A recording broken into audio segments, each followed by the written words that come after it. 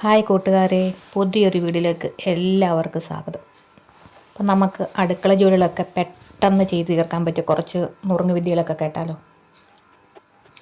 ഇത് നമ്മുടെ വീട്ടിലുണ്ടായതാണ് കേട്ടോ. നമ്മൾ ഉണക്കമുളകൊക്കെ കടയിൽ നിന്ന് വാങ്ങുമല്ലോ, അപ്പോൾ അതിൻ്റെ അരി ഇട്ടാൽ മതി. സാധാരണ മുളകിനെക്കാട്ടിലും കൂടുതൽ മുളക് ഉണ്ടാകുകയും ചെയ്യും. പ്രത്യേകിച്ച് വളമൊന്നും വേണം, നമ്മൾ പച്ചക്കറി അരിയുന്നതൊക്കെ ഇട്ടാലും മതി. അന്നേരം നമുക്ക് ഈ മുളകൊക്കെ കേടാവാതിരിക്കാൻ ഞാൻ സൂക്ഷിക്കുന്നു. നിങ്ങൾക്ക് എല്ലാവർക്കും അറിയാമായിരിക്കും, എന്നാലും അറിയാൻ മേലാത്തവർക്കുണിയാണ് കേട്ടോ. അപ്പോൾ അതിൻ്റെ തണ്ടൊക്കെ ഒന്ന് മാറ്റിക്കഴിഞ്ഞ് എയർ ടൈറ്റ് ആയിട്ടുള്ള ഒരു ബോക്സിനകത്ത് ഇട്ട് വെച്ച് കഴിഞ്ഞാൽ മുളകൊക്കെ ഒരുപാട് നാൾ കേടാവാതിരിക്കും. പിന്നെ നമ്മുടെ കയ്യിൽ ഉണ്ടെങ്കിൽ ടിഷ്യൂ പേപ്പർ ഇടുക, അല്ലെന്നുണ്ടെങ്കിൽ ന്യൂസ് പേപ്പർ ആയാലും ഇടുക. അന്നേരം അതിൻ്റെ ഈർപ്പമൊക്കെ ആ ഒരു പേപ്പർ വലിച്ചെടുത്ത് നന്നായിട്ടിരിക്കും. പിന്നെ കേടായ മുളകുകളൊന്നും അതിനകത്ത് ഇടുകയും ചെയ്യില്ല. കേടായത് ഇട്ട് കഴിഞ്ഞാൽ നമ്മൾ ഇടുന്ന വേറെ നല്ല മുളകുകളും പിന്നെ കേടായി പോകാൻ ചാൻസ് ഉണ്ട്. പിന്നെ വറ്റൽ മുളക് ഇപ്പം മഴയൊക്കെയല്ലേ, മഴക്കാലമൊക്കെ ആകുമ്പോഴത്തേക്ക് പെട്ടെന്ന് പോകും. ഞാൻ അതിശയിക്കാറുണ്ട്, കടകളിലൊക്കെ ഇരിക്കുന്നത് എത്ര കിലോയൊക്കെ വാങ്ങിച്ച് ചാക്കുംപൊടി എടുത്ത് വെച്ചാൽ അതൊന്നും പനലാവത്തേയില്ല. നമ്മൾ കുറച്ച് വാങ്ങിച്ച് കഴിഞ്ഞാൽ പെട്ടെന്ന് അങ്ങ് പനലാവുമല്ലോ. അന്നേരം അതെങ്ങനെ ചെയ്യാമെന്ന് നോക്കാം. വെയിലുണ്ടെന്നുണ്ടെങ്കിൽ ആഴ്ചയിലാണെങ്കിലും വെയിലുള്ള സമയത്ത് നമ്മൾ വെയിലത്ത് വെക്കാം. പിന്നെ ഭയങ്കര മഴയൊക്കെ ആവുകയാണെങ്കിൽ നമുക്ക് ഒരു പാത്രം ചൂടായിട്ട് അതിലിട്ടൊന്ന് ചൂടാക്കി ഒന്ന് വെച്ച് കഴിഞ്ഞാൽ അങ്ങനെ പ്രശ്നങ്ങളൊന്നും ഉണ്ടാകത്തില്ല. പൂപ്പലും അങ്ങനെയുള്ള കേടാവത്തില്ല. അല്ലെന്നുണ്ടെങ്കിൽ കറിവേപ്പില ഉണ്ടെങ്കിൽ കറിവേപ്പില ഇട്ട് വെക്കാം. ഇവിടെ കറിവേപ്പിലയൊക്കെ വളരെ കുറവാണ്. പിന്നെ നമുക്ക് സൂക്ഷിക്കാൻ പറ്റുന്നത് വെച്ചാൽ ഇതിനകത്ത് കൊന്നയുണ്ടല്ലോ, നമ്മുടെ കൊന്നപ്പൂവിൻ്റെ അതല്ല, അല്ലാത്തൊരു കൊന്നയുണ്ട്. വേലിക്ക് പകരമൊക്കെ വെക്കുന്നത്.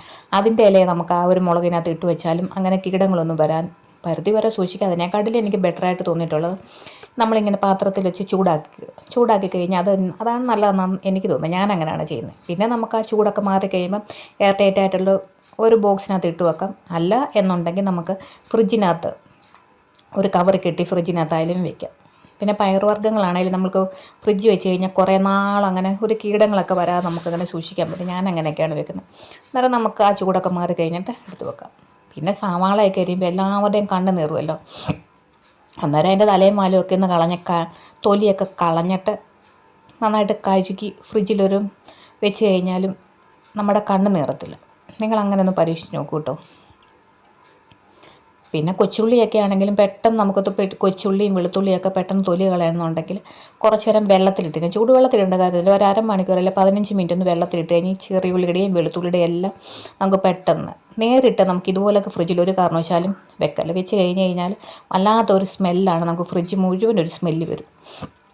അന്നേരം നമുക്ക് നന്നായിട്ട് കഴുകിയിട്ട് ചെറിയൊരു ബോക്സിനകത്താക്കിയിട്ട് ഫ്രിഡ്ജ് വെച്ച് കഴിഞ്ഞാൽ ആ ഒരു സ്മെല്ലും വരത്തില്ല. തണുത്ത് കഴിയുമ്പോൾ നമുക്ക് കണ്ണെരിയത്തുമില്ല. പിന്നെ നമ്മൾ കഴുകേണ്ട കാര്യമില്ല. നമുക്കങ്ങനെ ഫ്രിഡ്ജിലെടുത്ത് വെച്ചിരുന്നാൽ മതി. അന്നേരം ചെറിയ എനിക്കറിയാവുന്ന കുറച്ച് കാര്യങ്ങളൊക്കെയാണ് നിങ്ങളോടായിട്ട് ഷെയർ ചെയ്തിരുന്നത്. പിന്നെ നിങ്ങൾ എന്താണ് ഇതിന് പകരം ചെയ്യുന്ന വേറെ എന്തെങ്കിലും നുറുങ്ങ് വിദ്യകളുണ്ടല്ലോ ഒന്ന് പറയൂ കേട്ടോ.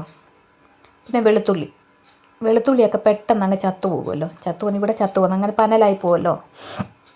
അന്നേരം അതിനെന്താ ചെയ്യുന്നത്? ഞാൻ ചെയ്യുന്ന കാര്യം പറഞ്ഞുതരാം. അതിൻ്റെ തലയും വാലും ഒന്ന് കണ്ടിക്കുക. അല്ല എന്നുണ്ടെങ്കിൽ ഇടിയല്ലോ. ഒന്നുമല്ല എന്നുണ്ടെങ്കിൽ നമുക്ക് ചിരട്ടയോ കാണുമല്ലോ, ചിരട്ട കൊണ്ട് ഒന്ന് തല്ലിക്കഴിഞ്ഞാൽ അത് എതളുകളായിട്ട് മാറും. ആ ഒരു അല്ലി അടർന്നു മാറും. അല്ലെങ്കിൽ ഇതുപോലൊക്കെ ചെയ്താൽ മതി. ഞാൻ ഈ 2 ഇതാണ് ചെയ്യുന്നത്. അന്നേരം കുറേ നാൾ വെളുത്തുള്ളിയൊക്കെ പെട്ടെന്ന് അങ്ങ് പിന്നെ ഫ്രിഡ്ജ് വെക്കണം.